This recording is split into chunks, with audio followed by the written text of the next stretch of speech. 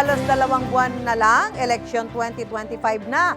Alam mo na ba kung paano gumamit ng bagong automated counting machine o ACM? Ito ang proseso.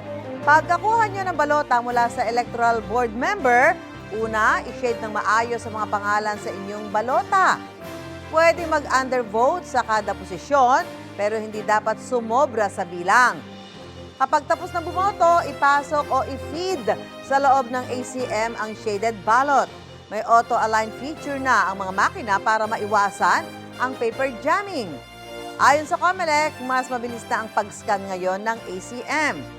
I-review kung tugma ang ibinoto nyo sa pamamagitan ng voter's receipt o sa on-screen ballot image. Pagkatapos nito, magpalagay na ng indelible ink bilang tanda na nakaboto kayo sa eleksyon 2025. Gusto mo bang mauna sa mga balita? Mag-subscribe na sa GMA Integrated News sa YouTube at tumutok sa unang balita.